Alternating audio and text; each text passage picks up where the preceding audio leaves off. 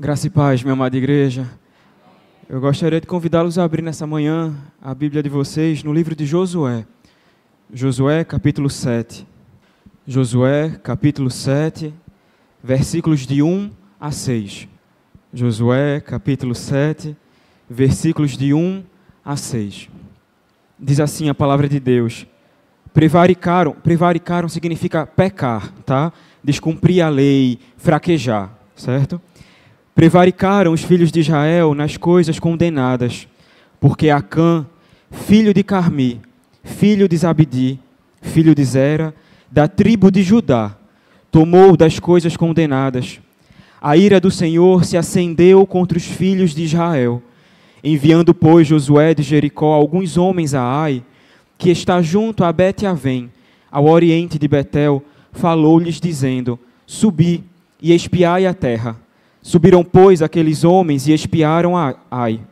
E voltaram a Josué e lhe disseram: Não suba todo o povo, subam uns 2 ou 3 mil homens a ferir Ai. Não fatigueis ali todo o povo, porque são poucos os inimigos. Assim, subiram lá do povo uns 3 mil homens, os quais fugiram diante dos homens de Ai.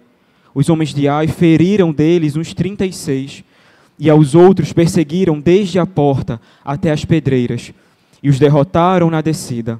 E o coração do povo se derreteu, e se tornou como água. Então Josué rasgou as suas vestes, e se prostrou em terra, sobre o rosto, perante a arca do Senhor, até a tarde. Ele e os anciãos de Israel, e deitaram pó sobre a cabeça. Eu gostaria de convidar as crianças aqui à frente, e suas professoras, para orar por elas e orar pela mensagem dessa manhã. Vamos fechar nossos olhos, baixar nossa cabeça para falar com o nosso Deus. Senhor Deus e Pai, louvado seja o Teu nome, ó Deus, em toda a terra. Louvado seja o Teu nome na nossa vida. E nessa manhã, Senhor, eu te peço que o Senhor guie essas crianças, que o Senhor se revele a elas e se revele a todo o Teu povo espalhado pela terra.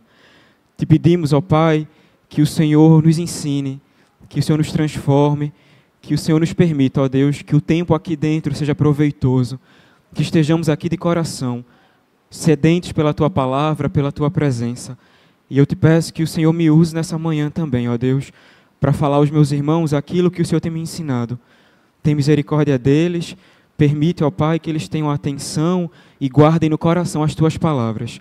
Em nome de Jesus que eu oro. Amém. Meus irmãos, estamos aqui no livro de Josué. Findou-se o tempo do Êxodo, os 40 anos no deserto. Começa agora uma nova fase para o povo de Deus. Moisés cumpriu a sua jornada, cumpriu o seu tempo de liderança, faleceu, e o Senhor levantou um novo líder. Levantou Josué para guiar o povo e permitir que nesse momento agora, depois de tanta espera, finalmente eles entrassem na terra prometida. Mas a terra estava ocupada. Eles iriam ver a terra, eles iriam entrar na terra, mas eles precisariam conquistar essa terra. A passagem que a gente leu agora, ela está seguida diretamente ao capítulo 6, que conta sobre a primeira batalha que eles têm. Eles atravessam o Rio Jordão e eles têm a batalha de Jericó. Se você não conhece a história de Jericó, é uma história bem conhecida, mas se você não conhece, você está nos visitando hoje, eu vou contar ela bem rapidinho para você poder acompanhar com a gente o que foi que aconteceu nesse momento. O Senhor disse a Josué assim: Josué, junta o povo. Jericó tinha muralhas imensas, impenetráveis. E eles estavam lá presos, cercados, ninguém saía, ninguém entrava. E Deus diz a Josué assim: Josué, junta o povo. Durante 6 dias, uma vez por dia, vocês vão dar uma volta, rodear a cidade de Jericó. Vocês vão em silêncio. E apesar de ser uma guerra, parecia mais uma procissão solene. Ninguém falava nada. Só os sacerdotes tocavam as trombetas e a Arca da Aliança ia seguindo e o povo ia atrás, dando voltas pelas muralhas de Jericó. No 7º dia, entretanto, vocês deram 7 voltas. Em vez de dar uma só, vocês vão dar 7. E na 7ª volta, 7 sacerdotes vão tocar 7 trombetas. Essas trombetas eram feitas de chifres de carneiros, que a gente conhece hoje como shofar. Até hoje o povo judeu ainda usa esse instrumento. Vocês vão tocar essas trombetas, e quando vocês tocarem as trombetas, todo o povo que durante todo esse tempo estava em silêncio vai gritar bem alto. E nessa hora as muralhas vão ruir diante de vocês e vocês vão entrar em Jericó. Essa foi a palavra de Deus e foi isso que de fato aconteceu. Essas foram as instruções do Senhor. Mas junto com as instruções, o Senhor deu uma proibição, que está lá no capítulo 6 de Josué. Eu vou ler para vocês aqui. Josué 6, dos versículos 16 a 21. E sucedeu que na 7ª vez, quando os sacerdotes tocavam as trombetas, disse Josué ao povo: gritai, porque o Senhor vos entregou a cidade. Porém, a cidade será condenada, ela e tudo quanto nela houver. Somente viverá Raabe, a prostituta, e todos os que estiverem com ela em casa, porquanto escondeu os mensageiros que enviamos. Então somente guardai-vos das coisas condenadas, para que, tendo-as vós condenado, não as tomeis, e assim torneis maldito o arraial de Israel e o confundais. Porém, toda prata, ouro, utensílios de bronze e de ferro serão pegos e consagrados ao Senhor. Irão para o seu tesouro, para o tesouro do Senhor. Gritou, pois, o povo, e os sacerdotes tocaram as trombetas. Tendo ouvido o povo o sonido da trombeta, e levantando grande grito, ruíram as muralhas, e o povo subiu à cidade, cada qual em frente de si, e a tomaram. Tudo quanto na cidade havia, destruíram totalmente a fio de espada, tanto homens como mulheres, tanto meninos como velhos, também bois, ovelhas e jumentos. Era o juízo do Senhor vindo a Jericó. E a ira de Deus, meus irmãos, ela nunca é arbitrária e ela nunca é caprichosa. Ela é sempre uma ira justa, é uma resposta de fato ao pecado das pessoas. Ela vem não só para condenar, mas também para impedir que o mal se prolifere, que o mal se espalhe. E mesmo em meio ao juízo, a gente vê aqui nessa passagem a graça de Deus. Deus se lembra de Raabe e diz ao povo: em Raabe ninguém toca. Tira Raabe de lá, tira a família dela lá em segurança, porque Raabe teve fé em mim. Raabe procedeu bem. Então guarda ela, protege ela. E o resto do povo vai sofrer com o meu juízo por todo o mal que eles fizeram. E assim assim o Senhor falou e assim se cumpriu. As instruções foram dadas, o povo respondeu com obediência e tudo parecia caminhar muito bem. Jericó foi conquistada e tudo correu de acordo com o planejado. O que acontece é que, às vezes, em tempos de águas calmas, em tempos de prosperidade, o povo de Deus, desde o Antigo Testamento até hoje, tende a desviar os olhos do Senhor. Está tudo bem, está tudo calmo. Então a gente para de olhar para Deus, para de orar e pedir as coisas que a gente queria porque a gente já conseguiu. E a gente começa a caminhar na própria força, caminhar no próprio entendimento. E foi isso que aconteceu com o povo aqui. Eles, depois da vitória de Jericó, eles tinham uma nova batalha, a batalha que a gente leu agora no capítulo 7, de conquistar uma nova cidade, a cidade de Ai. Mas o povo, apesar do desafio, podia parecer pequeno, e às vezes, de fato, alguns desafios da nossa vida, eles parecem pequenos aos nossos olhos, mas não se trata de ser pequeno ou grande o desafio, se trata do Senhor querer ou não que as coisas aconteçam na nossa vida. E era um desafio pequeno, e ainda assim eles foram humilhados pelo povo de Ai.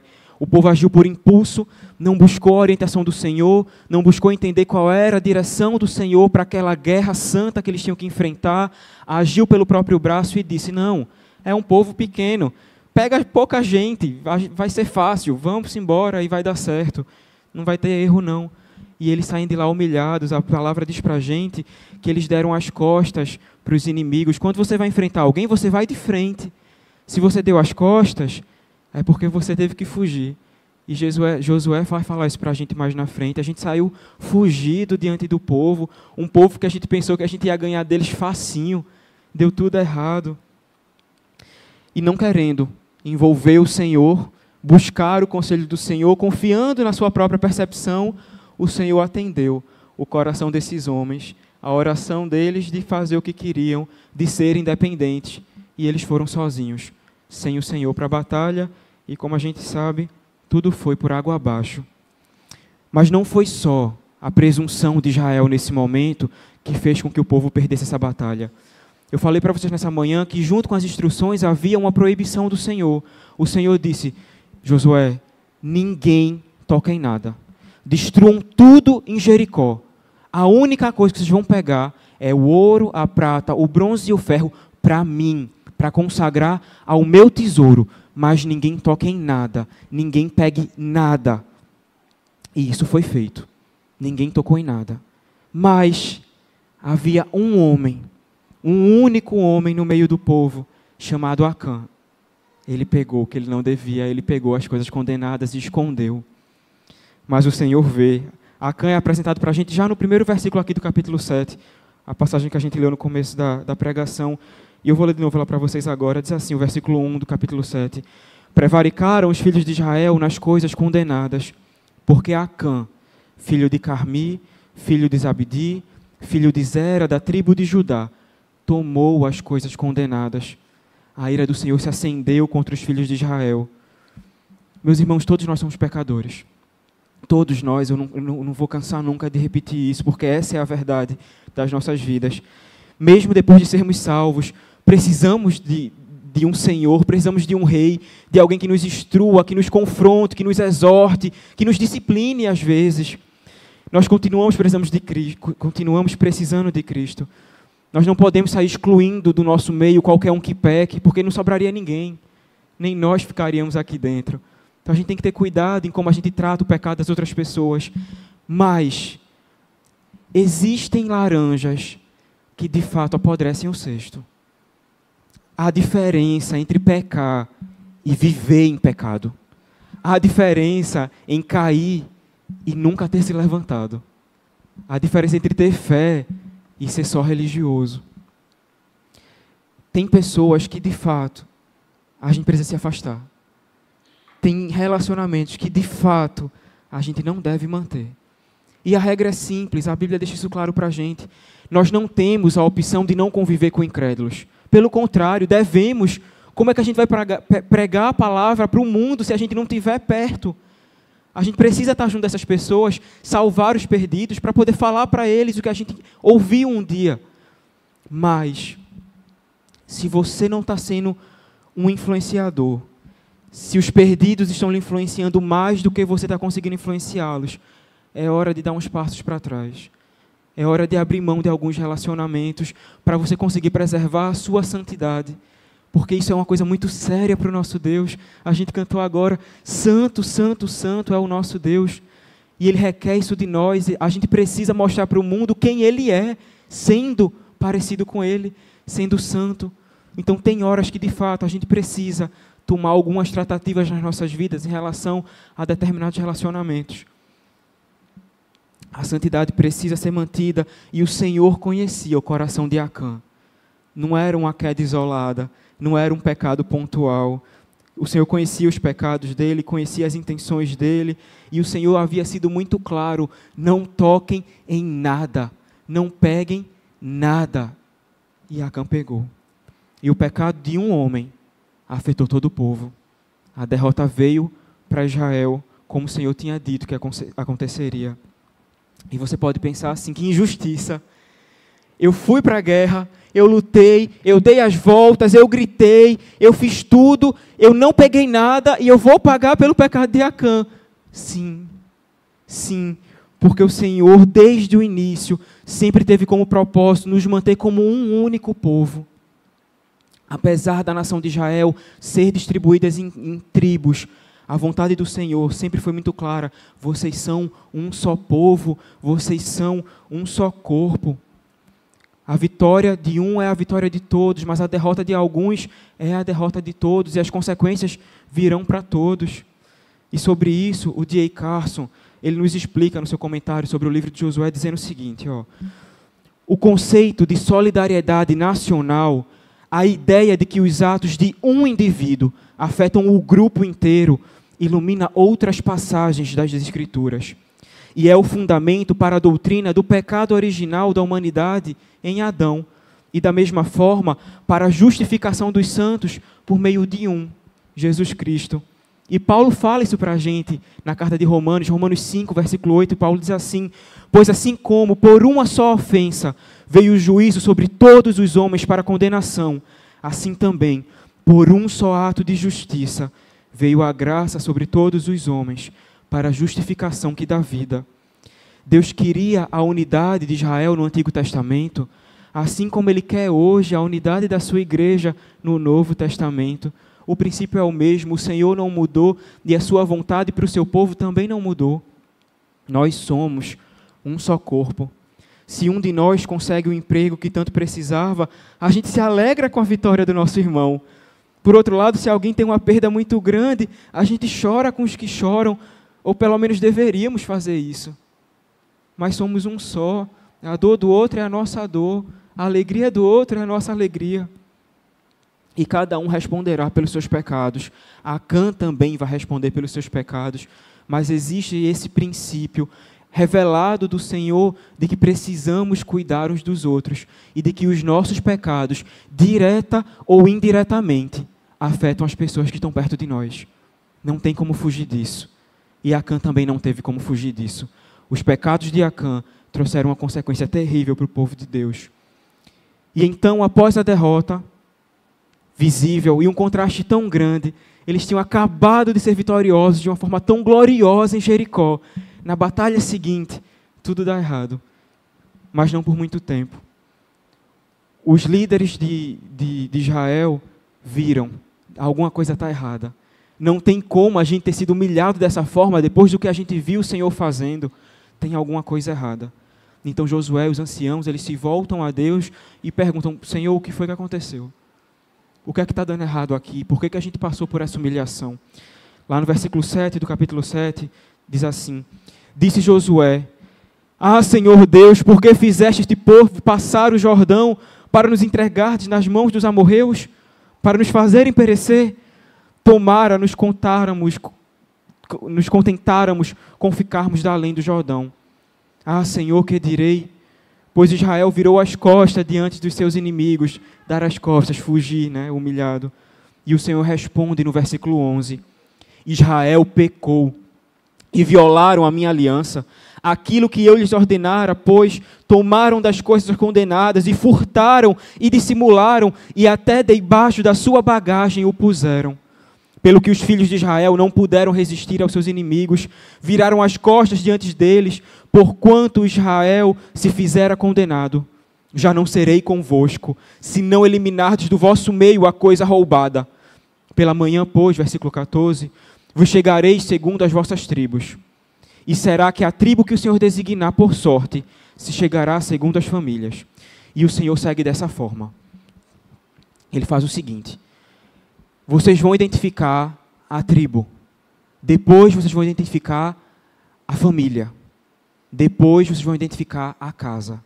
E por fim, vocês vão identificar o homem. E assim se fez. Eles lançaram sortes, é o que a Bíblia diz para a gente.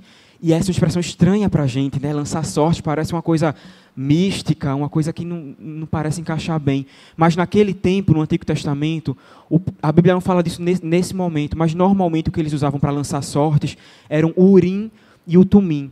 E o Senhor usava esses objetos para direcionar o povo e revelar qual era a sua vontade. E foi isso que eles fizeram, lançaram sortes e as coisas foram se revelando. O Senhor foi revelando ao povo tudo o que aconteceu. Tem algumas passagens na Bíblia que a gente pensa: poxa, essa passagem aqui, não sei nem por que está aqui, né? E esse versículo 1 que eu li para vocês, ela parece uma dessas passagens, uma passagem que fica denominando a geração das pessoas, um negócio bem longo, mas vê como era importante isso aqui. A Bíblia fala para a gente, né, que Acã era filho de Carmi, filho de Zabdi, filho de Zera, da tribo de Judá. Isso aqui é o Senhor dizendo para a gente: eu não me enganei. Eu sei exatamente onde a coisa condenada está. Eu sei quem pegou. Não tem nada oculto diante dos meus olhos. E agora vocês vão revelar. E o Senhor sai revelando. A tribo de Judá. A família dos Zeraitas. Que Zera era o bisavô de Josué. E depois a sorte cai na casa de Zabdi, o avô de Acã. E por fim, o homem é revelado. Acã pegou as coisas que não deveria. E o Senhor vai direto no ponto. E meus irmãos, não se enganem.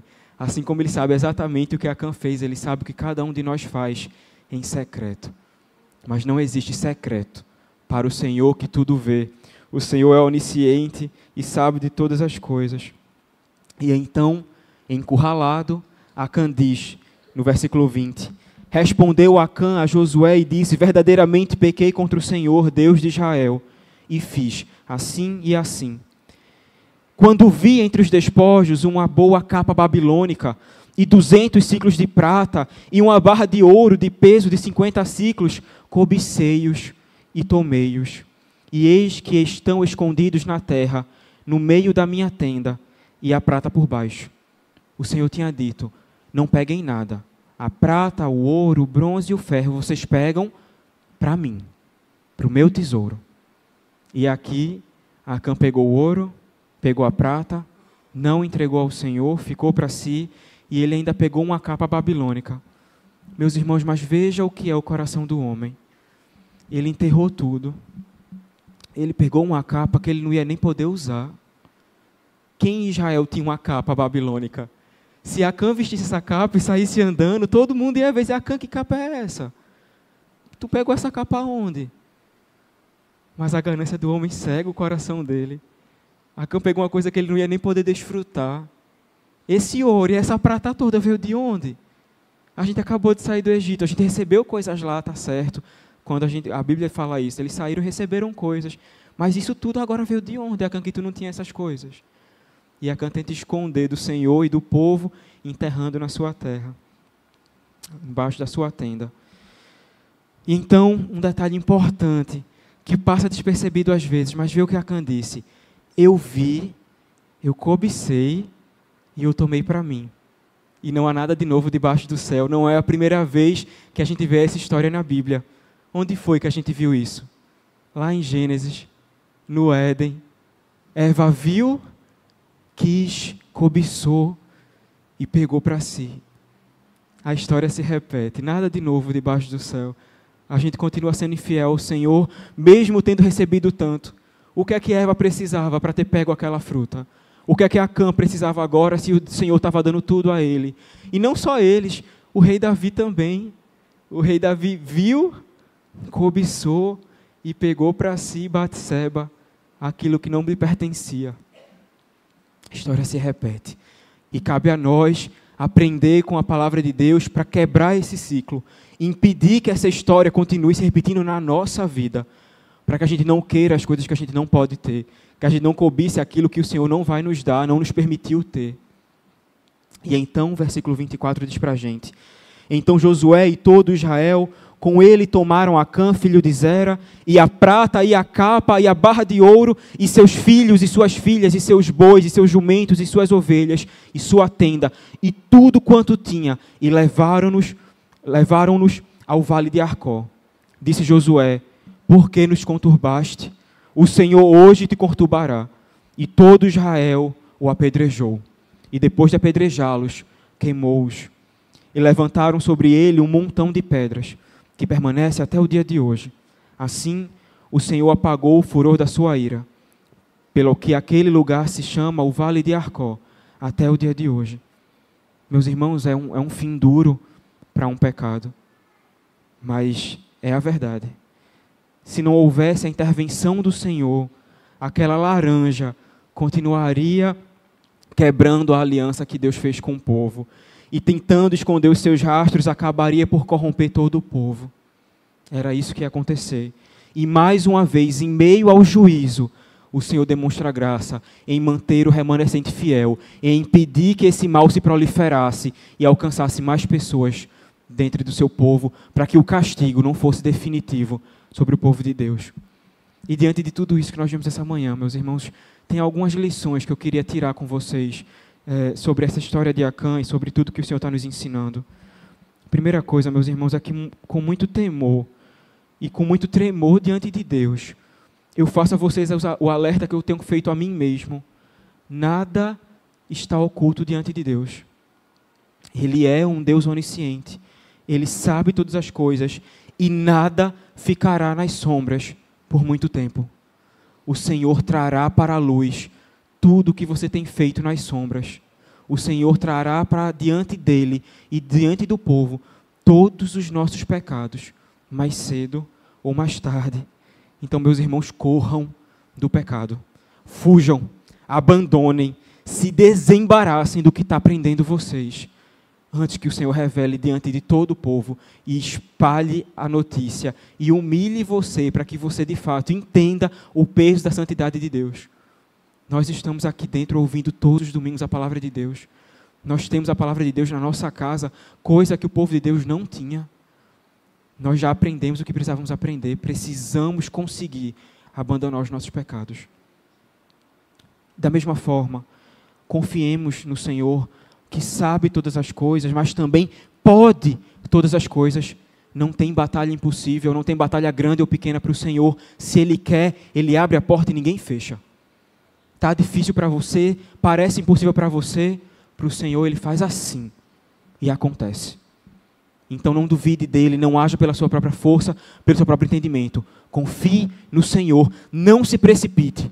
Tem uma decisão grande para tomar, pequena para tomar, ore antes. Pergunte, Senhor, o que é que o Senhor quer? Qual é a vontade do Senhor para a minha vida? É essa a porta que eu tenho que entrar? Então eu vou entrar. Com segurança, com pés firmes. Não é essa, pois feche a porta. Me afaste disso. Não é para mim, não me deixe cobiçar isso aqui se eu não posso ter. Não me deixe pecar contra o Senhor. Não me deixe negociar. Afaste de mim. Que nos tempos de prosperidade também, se você alcançou os seus sonhos, se as coisas estão dando certo, não desvie os olhos do Senhor, meu irmão. Continue olhando para Ele. Se durante a tempestade você pediu socorro, no tempo de bonança, diga obrigado. Mas não se afaste. Esteja o calmo ou violento, esteja você bem ou mal, permita que o Senhor continue conduzindo tudo. Porque uma hora esse mar não vai estar mais calmo. Você vai precisar do Senhor de novo. Mas que fé medíocre a nossa, de só buscar o Senhor quando a gente precisa. E de dar as costas para Ele quando a gente está bem. Não faça isso, não desonre o nome do Senhor. Dê um bom testemunho daquilo que você já aprendeu. E viva de fato tudo que está sendo pregado. E por fim, meus irmãos, que a ganância e o amor às coisas dessa vida não façam de você a laranja podre que precisará ser afastada do cesto. Nenhuma laranja podre reconhece que é a laranja podre, mas ela está lá contaminando toda a igreja, com palavras, com ações, com abstenções. Não seja essa laranja. Por favor, não seja, porque o Senhor vai cobrar de você e vai cobrar muito caro. Tá bom? Então, nessa manhã, guardem isso no coração. Olhem para o Senhor, reconheçam seus pecados e abandonem esses pecados. Não façam como Acã, não se precipitem como o povo de Deus fez. Tenham calma, tenham paz em Deus. Esperem nele e as respostas vão chegar. Ele quer abençoar, Ele quer cuidar, Ele se revelou por isso. Então não se precipita. Confia em Deus. Vamos orar mais uma vez? Senhor Deus e Pai, nós te louvamos, ó Deus, porque o Senhor nos ensina. Nós te louvamos porque o Senhor registrou todas essas histórias para o nosso bem, para o nosso crescimento. Então nos permite aprender com elas. Nos perdoa, ó Deus, pelos pecados que não conseguimos abandonar. Mas, ó Deus, em nome do Senhor Jesus Cristo, que abandonemos agora, ó Deus, arrancando pela raiz esse mal. Que a gente abandone tudo isso, fique para trás e que a gente consiga, de fato, viver uma nova vida. Nos despojar do velho homem e nos revestirmos, ó Deus, da identidade do Teu Filho. Isso sim nos trará alegria. Isso sim será uma grande vitória. Então, ó Deus, tem misericórdia de nós. Nos perdoa. De coração nos perdoa. Mas não nos deixa ficar como estamos. Levanta as pessoas na igreja, ó Deus, para nos aconselharem, para nos exortarem. Dá segurança, ó Deus, e firmeza à Tua liderança, para que eles nos disciplinem, para impedir que o nosso mal se prolifere. E que o Teu nome seja glorificado no meio da santidade da Tua igreja. Em nome de Jesus que eu oro. Amém.